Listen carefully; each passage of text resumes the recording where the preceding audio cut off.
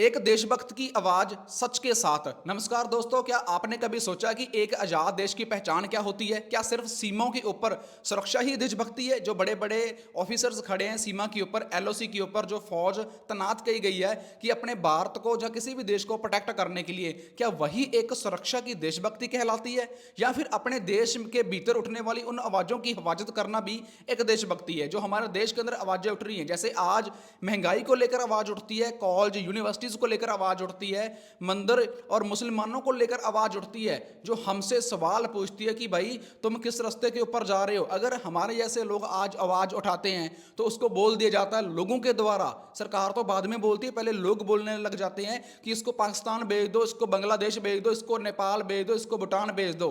क्या सच की आवाज को उठकर सवाल पूछना किसी से क्या गुनाह हो चुका है? आज इसी चीज का पर्दाफाश करेंगे हम अपनी वीडियो के अंदर, क्योंकि सोशल मीडिया के ऊपर संसद में कहा जा रहा है कि बड़ा बिल पास हुआ है, पर जो सोशल मीडिया के अनुसार हमें जानकारी मिली है, पर एक देशभक्ति क्या होती है, एक अंधभक्ति क्या होती है, आज आपको इस वीडियो के अंदर क्लियर हो जाएगी। आज हमारे देश में एक अजीब सा डर है जो हर एक युवा के मन के अंदर भरा जा रहा है, और कोई भी युवा जब सोशल मीडिया के ऊपर आता है तो उसके मन में डर रहता है कि अगर मैंने आवाज उठा ली तो कल मेरे ऊपर एफआईआर हो सकती है, कल मुझे भी जेल भेजा जा सकता है, कल मेरे ऊपर भी कुछ गडकरी ऐसे लोग 50-50 करोड़ के हनीमन के केस लगा सकते हैं। अब सोचकर देखिए, सबसे पहले बात करते हैं कैसे 4 PM एक जो चैनल था बहुत बड़ा, जो आवाज उठाता था सरकार के खिलाफ, या फिर राजीव निगम जैसे यूट्यूबर चैनल को, फेसबुक पेजों को बिना किसी ठोस कारण के बंद कर दिया जा रहा है। अब जो इंडिया का आईटी सेल है, जो टेक्नोलॉजी जहां से इंडिया के पास बैठी है, अगर कोई सवाल पूछ रहा है मोदी साहब से, कोई सवाल पूछ रहा है सरकार से, चाहे वह हरियाणा की है, पंजाब की है, यूपी की है, दिल्ली की है, या फिर बिहार की है, वहां पर बैठे पढ़े लिखे युवा सवाल पूछते तो उनका या तो फेसबुक पेज बंद कर दिया जाता है, जिनका यूट्यूब चैनल उड़ा दिया जाता है, या फिर इंस्टाग्राम पेज उड़ा दिया जाता है। पहले क्या होता था कि जो 20-30-40 साल वाले लोग होते थे उनके पेज बंद किए जाते थे। मैंने खुद अपनी आंखों से देखे हैं, खुद मैंने अपने कानों से सुने हैं। बट आज एक 6 साल के बच्चे का भी पेज बंद कर दिया जा रहा है, एक 5 साल के बच्चे का भी पेज बंद कर दिया जा रहा है। शायद आपके पास वो रील आती होगी, मैंने काफी ढूंढी पर मुझे मिली नहीं, क्योंकि मैंने अपनी स्क्रॉल डाउन में देखी थी। पर सोचकर देखिए, सरकार इतनी घबरा चुकी है। पर सबसे बड़ी चीज है, सरकार डिजिटल कानून का हवाला देकर उन आवाजों को चुप करा क्यों रही है? आईना दिखाने का काम करती हैं, जो बड़ा आईना हमारे जैसे लोग दिखाते हैं, उनका सवाल जो लोगों के सामने रखा जाता है, पॉइंट ऑफ व्यू, बट वहीं पर सरकार बंद क्यों करा देती है? क्या एक चुटकुला या एक कार्टून हमारे देश की सुरक्षा के लिए खतरा हो सकता है? एक छोटा सा कार्टून या फिर एक छोटा सा चुटकुला हमारे देश की सुरक्षा के लिए खतरनाक हो सकता है? यार, ये कौन से एडवाइजर हैं, कहां से ये लोग एडवाइस लेते हैं जो इन नेताओं लोगों को देते हैं, और वो नेता लोग बोल देते हैं इसका चैनल उड़ा दो, इसका पेज बंद कर दो, इसको एफआईआर कर दो, इसके ऊपर 50 करोड़ का हनीमा का केस लगा दो। भाई, गौ मांस तुम करते हो, गौ का मांस तुम बेचते हो, पर हिंदू लोगों को पागल तुम बनाते हो, मुसलमानों को आपस में तुम लड़वाते हो। पर इसका सबसे बड़ा जो हानि है, सबसे बड़ा नुकसान किसको देखने को मिलता है? एक आम नागरिक को देखने को मिलता है।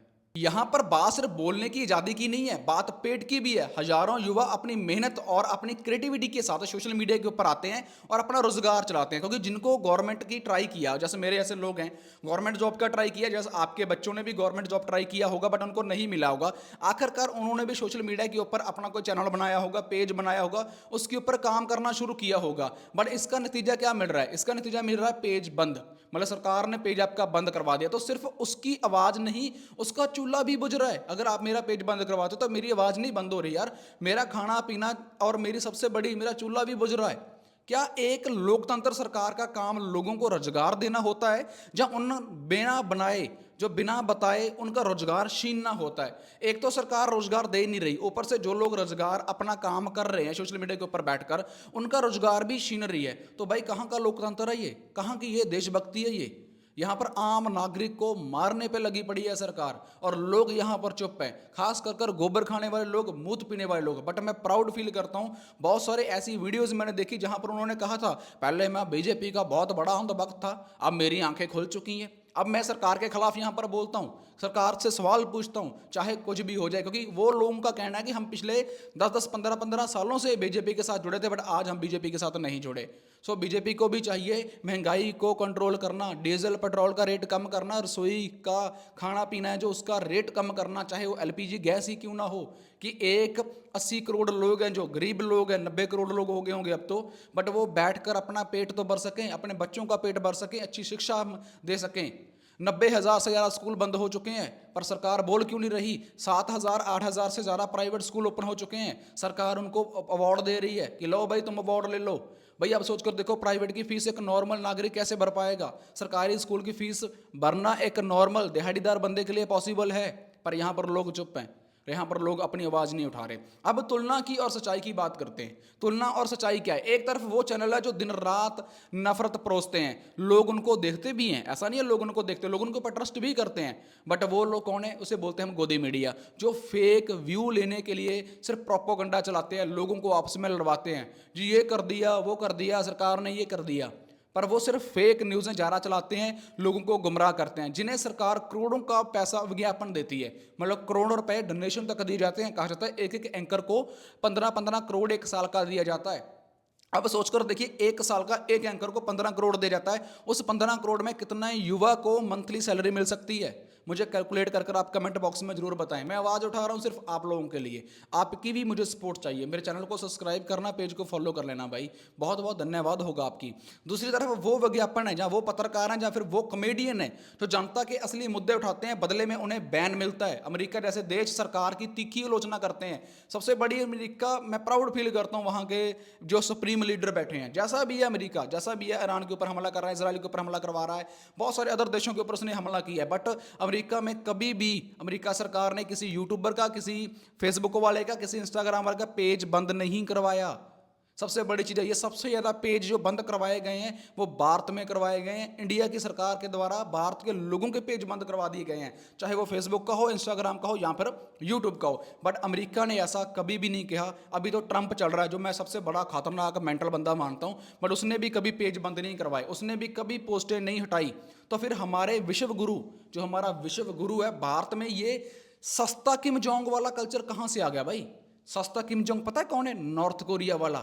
नॉर्थ कोरिया में क्या चल रहा है? तानाशाही, और तानाशाही वाला ये सस्ता सा कल्चर हमारे भारत में कैसे आ गया? कौन लेकर आया इस विश्व गुरु के कल्चर के अंदर? कमेंट करना भाई, कमेंट करना। कमेंट बहुत आएंगे, अगर मैं आज इतने सवाल पूछ रहा हूँ, आप कमेंट करते करते थक जाओगे, मुझे लगता है मेरे सवाल बंद नहीं होंगे। चलो मेरे देशवासियों, याद रखिए, ये देश सत्य और हिंसा की बुनियाद पर खड़ा है। एक सत्य के ऊपर चलेंगे, जहाँ हिंसा की बुनियाद के ऊपर खड़ेंगे। हिंसा कौन फैला रहा है, प्रोपोगंडा कौन फैला रहा है, आप सब लोग अच्छे से जानते हैं। अगर आज हम प्रेस और सोशल मीडिया की आवाज़ के लिए एकजुट नहीं हुए तो कल हमारी खुद की आवाज़ दबा दी जाएगी। सरकारें आती जाती रहेंगी, लेकिन हमारा लोकतंत्र और हमारी जो आज़ादी है ये सलामत नहीं रहेगी, ये बिल्कुल भी सेफ नहीं रहेगी। अब सोचकर देखिए, आज नहीं उठे तो फिर कभी जिंदगी में उठ नहीं पाएंगे। सवाल पूछिए, क्योंकि सवाल पूछना एक जागरूक नागरिक की एक निशानी है, देशभक्त की सबसे बड़ी पहचान है। अगर आपको लगता है कि इस देश में हर किसी को अपनी बात रखने का हक है, तो इस वीडियो को शेयर करें, अपनी राय कमेंट बॉक्स में जरूर दें। बहुत बहुत धन्यवाद। जय हिंद।